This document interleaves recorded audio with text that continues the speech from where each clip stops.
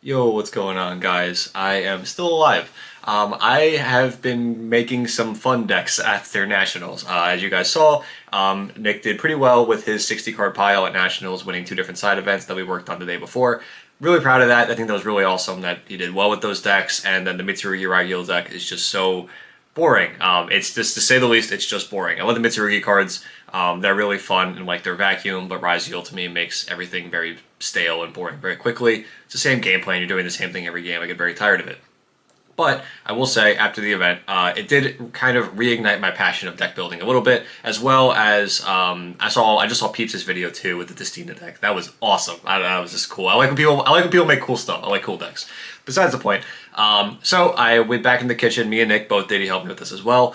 And I was working on Nekroz. I love Nekroz. Love the era of the Nekroz, Burning Abyss, Shaddoll, Tellarknight. It was super fun format. But I actually didn't play this Nekroz in that format, so I wanted to give it a try with the new stuff.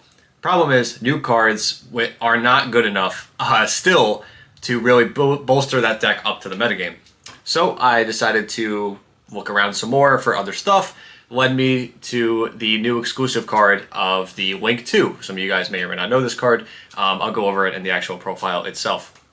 That led me into looking at other ritual decks on top of Nekroz, and then it kind of got to this pile that I'm at now that I'm about to show you. I just played a version of this deck at locals. I am missing cards in real life, and I went 2-1 with it. So I'm not saying this is like the greatest thing since sliced bread, but it's pretty fun. It's really good, and it's rewarding. It's so rewarding, and there's so many directions you can take it. I'll show you what I'm talking about in the profile itself. So if you enjoy cool decks like this, subscribe. I'd really appreciate it. Let me know what you want to see down below, what your thoughts, feelings are, any comments about the deck, because there's so many avenues you can take this deck, and I think it's awesome. So yeah, without further ado, let's go ahead and jump right into it. Okay, so of course we are still on 60 card pile. 60 card pile is so fun, and I love it.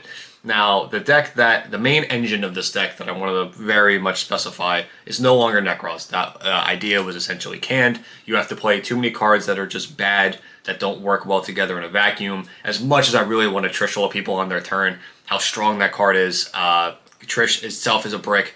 All of the ritual spells are bricks. They don't do enough. Where the deck lacks, in my opinion, out of all the new cards, the new Ritual Monster needed to do something good in hand, and it doesn't.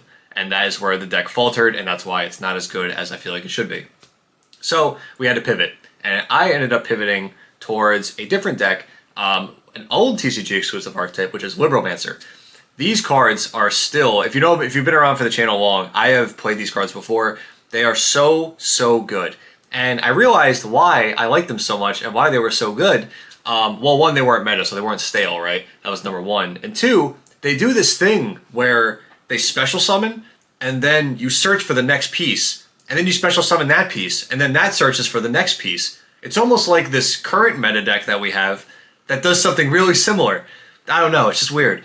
But the point is, it does it with rituals. Now, that's not the only thing that makes this good. On top of this, we also got the new TCG exclusive Ashland U1000. This card, I read it and was like, this is insane. This is an actual insane card.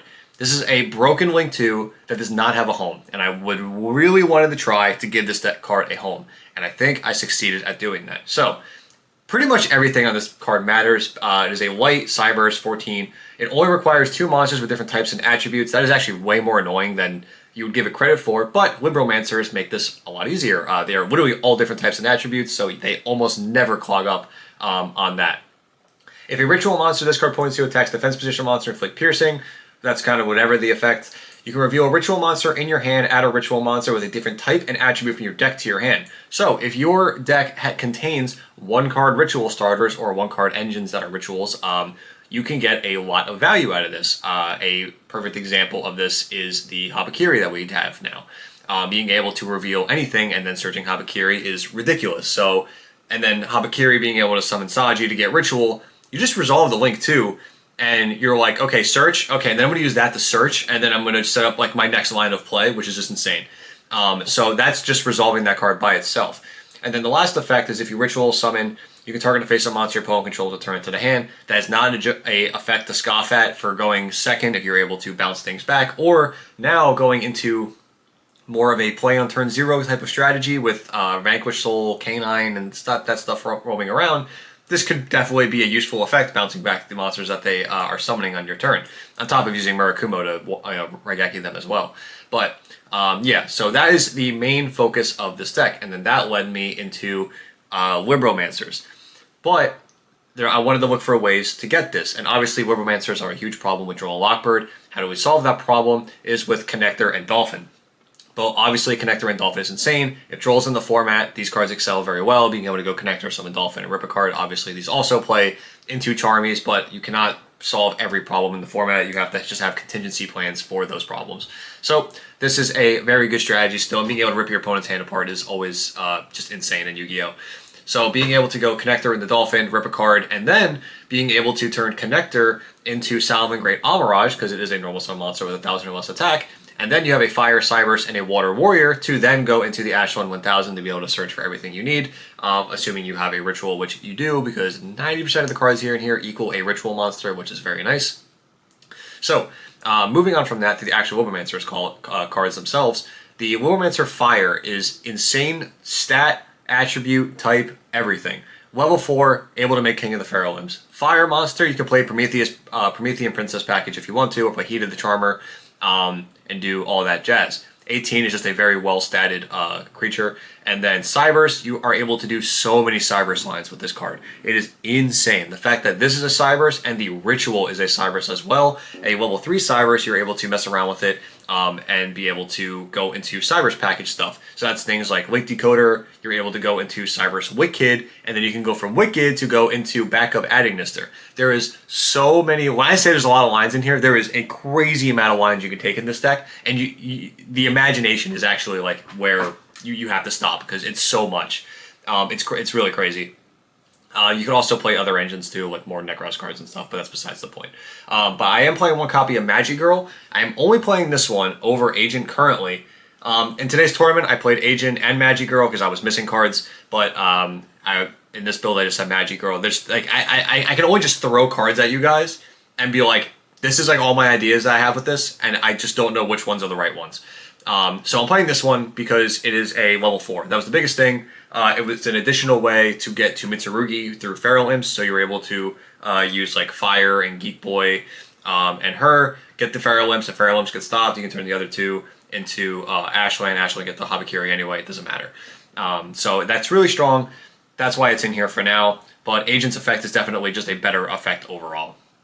Next up, obviously, like, and these cards are so consistent too. No normal summon in this whole engine is crazy, which is ridiculous. You can also bring back Fire off of Promethean Princess to trigger its effect if you like normal summon it and have to go through a line that way. Something to consider. Obviously, we're playing Hand Traps, E-Telly for Geek Boy because more starters. We also got Origin Story. This is a card that came later. Also works as another starter. The only thing I want to mention about the Libromancers themselves that I am not playing in here is I think you should be playing Doom Broker and the Traps. At least one of the Traps and one Doom Broker. This gives you a contingency plan into things. One, like Droll, if it does resolve. Doom Broker sets a spell or trap, and so does the Origin Story, so you can play around it a little bit in that regard. Also, if you get Foolwood, you want your rituals to actually end on interruptions. Doom Broker allows that. You're able to set trap cards, especially if you have more than one Libromancer monster. You can, or a card, you can use one to get the Doom Broker. Doom Broker gets a trap, and if you play the second trap, you can get Intervention plus the Displaced, and that's 2 interruptions through something like Fua. So just something to consider, especially when you're going so heavily into the engine. Of course, we have our little non-engine package, our Mitsurugi package that we did the same thing in the other 60-card pile. The only thing I like about this one better than the 60-card pile, the farm deck, was that in this build you get to play Link Disciple, which allows you to tribute a monster and draw a card, and then place a card from your hand at the bottom of the deck. So that means if you draw Saji, you can actually put Saji back in your deck for Habakiri through a Link 1 Cybers monster, which I think is pretty cool.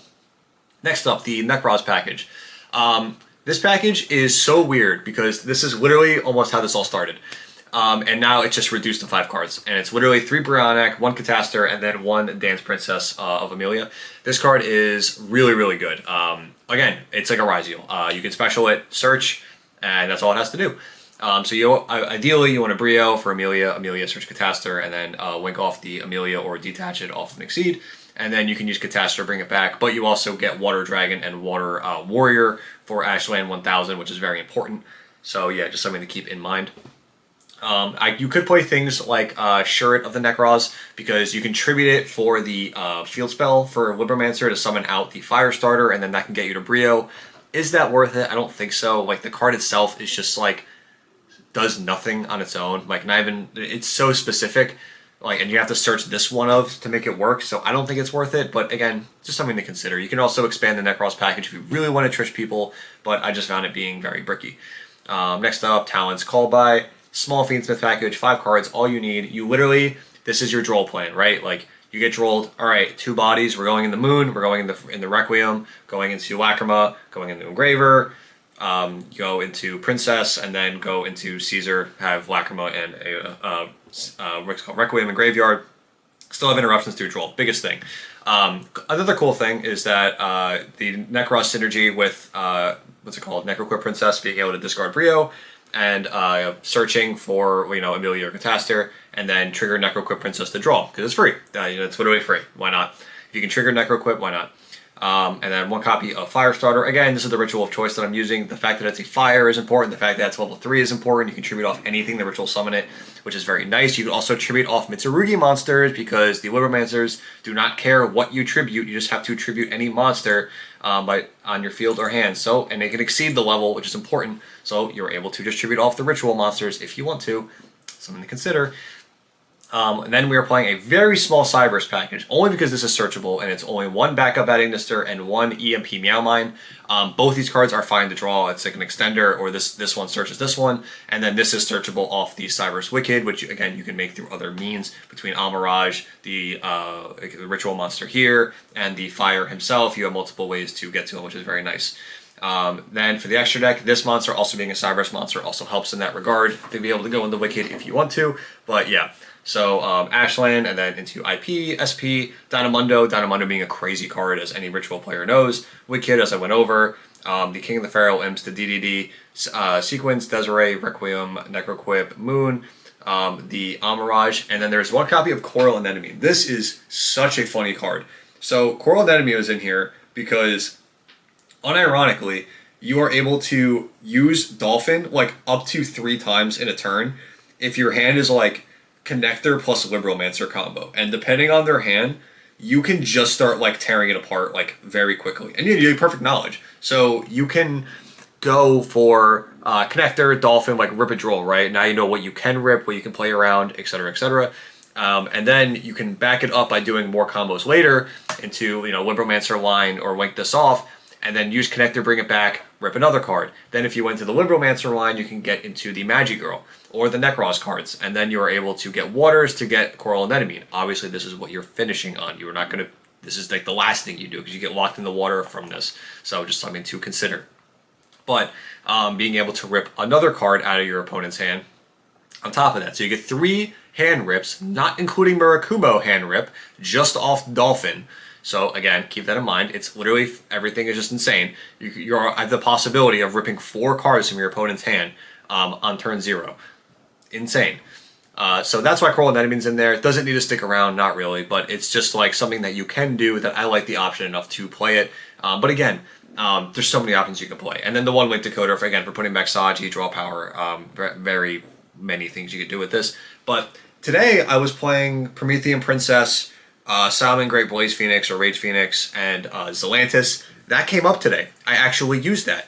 I could have used the Charmers like all day today, like especially because I was playing Agent and the Girl. You have like every attribute. I could have Charmered so many people, and I'm like, wow, if I play Charmers, I can go into the whole Princess line. I could just do that. And there were so many times where I could have, and I was like, wow, I just wish I had more. Like I wish I had like 30 extra deck spots just so I could fit all this in here. But obviously you can't do that. So main thing is, that's the deck, right? That's the deck, and it works. That's the best part about it. These cards feel insane. These cards are just budget Ryzeals. I mean, Ryzeals are already budget now, but they were Ryzeals before Ryzeals. That's really what they feel like. They just search less quality cards. That's the best way I could describe it. They require other cards is their biggest problem. Needing another ritual in your hand makes this a problem. The only other thing that I want to mention, Magician Souls is a card that you can play with Illusion of Chaos. Again, it's a Dark Spellcaster, a search ball of Ashwin, you can reveal it. It's very nice that you can like do your Libromancer combo, get to Origin Story First Appearance after you've used them up, use Magician Souls, send them away, get a free draw too. You can do that. Also something to consider. It's good. It's free too. It's really free. So I am not playing this deck at 40. You can. I'm sure there's a 40 card version you can make, but there's also a lot of engine requirements. You have to cut a lot of cards. I really don't want to do that. So yeah, like I want to make sure that my ritual count is high enough to where I am confident and my rituals all do something. That is a huge aspect of this deck that you can't just get stuck on non-ritual cards or else Libromancer cards do nothing. So like you need the 3 Habakiri, you need the 3 Prayers, you need the Brios and the Catastor, you need the Fire Starter, and just things like that. Like you need ways to get to them. So that's why they're in here.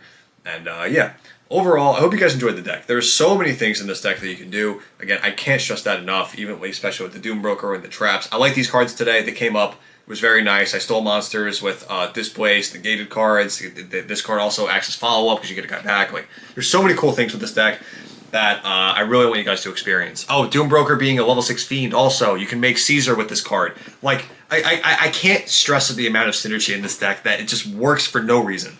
So, again, if there's more synergy, put them down below. I'd love to hear your thoughts about it. I've been rambling for so long. So yeah, hope you guys enjoy. Subscribe if you did. And I'd love to hear what you guys have to say about it. But until then, I will talk to you guys later. Bye, guys.